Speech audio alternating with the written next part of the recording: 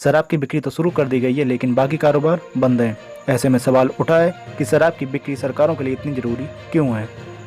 दरअसल शराब और पेट्रोल ये दो ऐसे उत्पाद हैं जिन पर राज्य सरकार ने अपनी जरूरत के हिसाब से टैक्स लगाकर सबसे ज्यादा राजस्व वसूलती हैं। माना जा रहा है कि राज्य सरकारों को हो रहे राजकोषीय घाटे को कम करने के लिए ही लॉकडाउन के बावजूद शराब की दुकानें खोली गई हैं।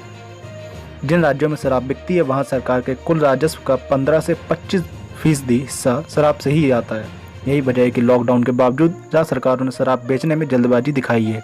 यूपी, कर्नाटक और उत्तराखंड अपने कुल राजस्व का 20% से अधिक सिर्फ शराब की बिक्री से ही हासिल करते हैं। हालांकि केरल, तमिलनाडु और महाराष्ट्र में सरकार कुल राजस्व का 10% से कम शराब बिक्री से हासिल करती है, क्योंकि यहाँ शराब पर टैक्स दूसरे प्रांतों के मुकाबले कम है। दरअसल शराब को जीएसटी से बाहर रखा गया है, यानी राज्य अपने हिसाब से कर निर्धारित करते हैं। गुजरात और बिहार में शराब की बिक्री पर रोक है और इन राज्यों में सरकार को शराब से कोई भी राजस्व हासिल नहीं होता। आंध्र प्रदेश में जहां आज से 3,500 के करीब शराब दुकानों को खोला जा रहा है, वहीं नया शराबबंदी टैक्स भी लगाया जा रहा है। हालांकि सरकार ने अभी टैक्स की दर निर्धारित नहीं की है। राज्य के विशेष सचिव रजत भार्गव ने कल एक प्रेस वार्ता में कहा, हम राजस्व वसूली की वजह से राज्य में शराब की दुकानें तो खोलने जा रहे हैं, लेकिन सरकार शराब पीने के बुरे प्रभाव को लेकर भी चिंतित है और यही वजह है कि हम शराबबंदी कर भी लगाने जा रहे हैं, जिसकी दर जल्दी तय कर दी जाएगी। उन्होंने ये भी कहा कि आंध्र प्रदेश दीर्घावधि में शराब को पूरी तरह बंद करना चाहता है। रजत भार्गव ने कहा, कंटेनमेंट जोन के बाहर की सभी शराब दुकानों को खोला जा रहा है, मॉल के भीतर कोई दुकान नहीं खोली जाएगी। गुजरात, बिहार और आंध्र प्रदेश को छोड़कर देश के 16 बड़े राज्यों ने वित्त वर्ष 2020-21 के अपने बजट अनुमान में बताया कि शराब की बिक्री से कुल मिलाकर 1.65 लाख करोड़ रुपए राजस्व हासिल करना चाहते हैं।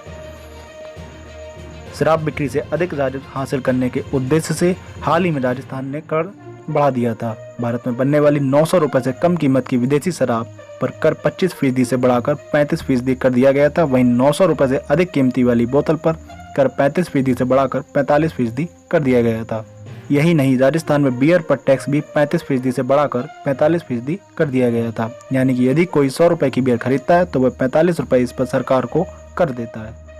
लॉकडाउन के पहले दिन राजस्थान में शराब की दुकानें खुली तो खरीदारों की भारी भीड़ लग गई। कुछ मीडिया रिपोर्टों में कहा गया कि राजस्थान सरकार लॉकडाउन के दौरान शराब की बिक्री को फिर से रोक सकती है। वहीं हरियाणा में सोमवार को शराब की दुकानें नहीं खुली। इसकी वजह शराब विक्रेताओं और सरकार के बीच टकराव को माना जा रहा है। शराब दुकानदार लाइसेंस फीस में रियायत की मांग कर रहे हैं। वहीं मनोहर लाल खट्टर सरकार ने हरियाणा में प्रति बोतल 2 से 20 रुपए तक कोरोना सेस लगाने का निर्णय लिया है। उप मुख्यमंत्री दुष्यंत चौटाला ने रविवार को पत्रकारों से कहा कि सरकार 2 रुपए से 20 रुपए प्रति बोतल तक कोविड-19 सेस लगाएगी। इसी बीच राजधानी दिल्ली में पुलिस को भीड़ की वजह से कुछ शराब दुकानों को बंद कराना पड़ा।